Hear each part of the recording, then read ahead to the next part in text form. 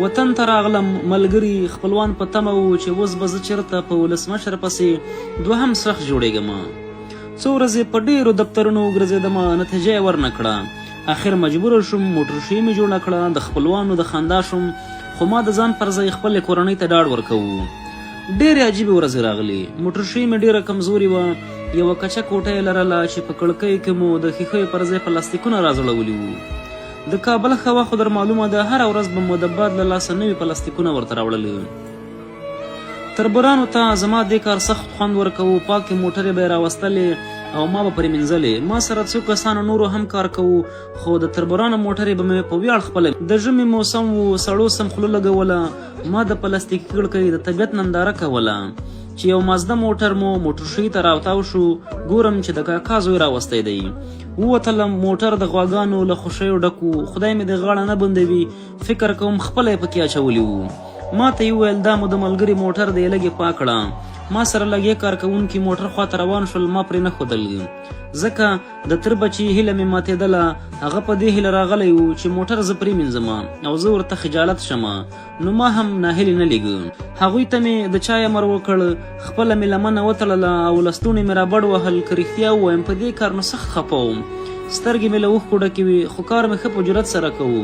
تروزی مې د چای د ګیلاس سره راووتو، راته وایي سم یې پاک کړه. رښتیا وایم ډېر سخت حالات وو، خو دا یې هیله وه او ما پوره کوله.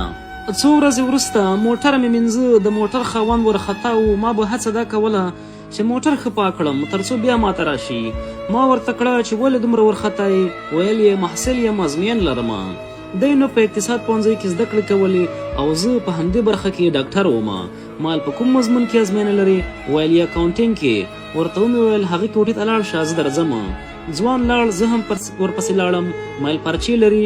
شروع مې وکړه. د شپږو میاشتو درس مې ورته 15 دقیقو کې خلاص کړ. سړی حق پک راته و، وایي هغه موټر تا نه مینځه. د هو لپاره مې ورته سر وخوځو. مال ژوند دی. د خپلو زده کړو په هکله مې ورته وویل له سړي خپله ازموینه هېره شوه، حق پک و. راپسې ونښته. ویل یې ما سره به پوهنتون ته ځې، زه د رئیس سره کینوم، رئیس مې ملګری دی، تر څو د استادۍ کار دې وشي. ورسره روان شوم. راته وایي نورې جامې نه اچوې؟ مال نه، هسې نه هم کار مې نه کېږي، خو ستا لپاره به لاړ شم. لون خش د رئیس په دفتر کې یوې خوا ته ودرېدم. په ریاست کې ډېر ښه او لوکس کوچونه پراته وو. هېڅ مې زړه نه غوښته چې کینم. رئیس راباندې د مستري شک وکړ، خو یو جاینماز مې چپه په کوچ واچوو او کېناستم. محصل ورته غریو نیولی وپېژندلم. رئیس خاندان په تمسخر زما خواته راوکتل. د ځان خلاصي په خاطر یې وویل ډیمو ته چمتوالی ونیسه، موږ به زنګ درته وکړو. ما زیاته کړه د ډیمو ته چمتو یم. پر رئیس مې دا خبره ښه ونه لګېدله، خو ما تاکید وکړ. دستي ټلیفون واخیست. بلې هغه پاکستانی استاز، هغه پلانکی استاز او هغه بستانکی استاز 8م سمستر ته ولېږئ چې ډیمو لرو. د ریاست نه یو خیرن جامه یو سپرایدار رئیس را روان شول.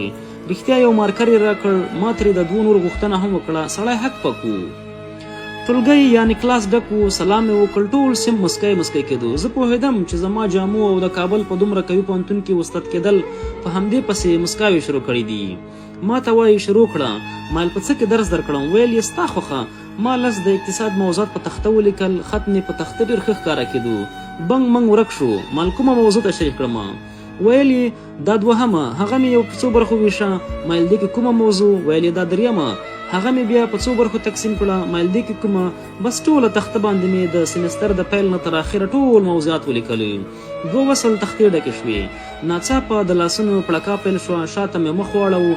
ټول سیم ولاړ دی. مخې ته یو خیرن ځوان لوندخېشته د ډېرو هیلو سره ولاړ دی.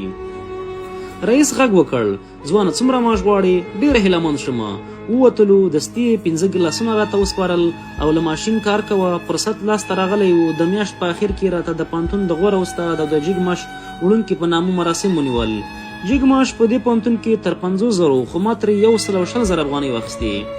له هغې وروسته په یو امریکایي پوهنتون وزارت مالیه نړیوالو کمپنیانو نړیوالو پوهنتونونو سره دندې ترسره کړي. د موټرشي د قرارداد مې چې کال پوره کېدو ما د نړۍ ډېر هېوادونه لیدلي وو. زه مې تربورانو ته اوس هم ډېره مینه ورکوم، ډېر احترام یې هم کوم، خو هغوی هم پوه شوي شاته مې بالښت ږدي او اوس مې تخلص سره صیب هم وایي. له رب مې خوشحاله یم. یو وړه خاني ده او جوړه ده. له خبرو عکس ویډیو نه مو مطلب همدا و ژوند ته هیڅ کله مه تسلیمېږئ. ژوند اړخونه لري، تل د سبا په غم کې شئ، همدا کافي ده چې ځان ته خجالت نه یاستئ او فرصتونه مو په ژوند کې حتما راځي. د عبرت په خاطر یې له نورو سره شریک کړئ.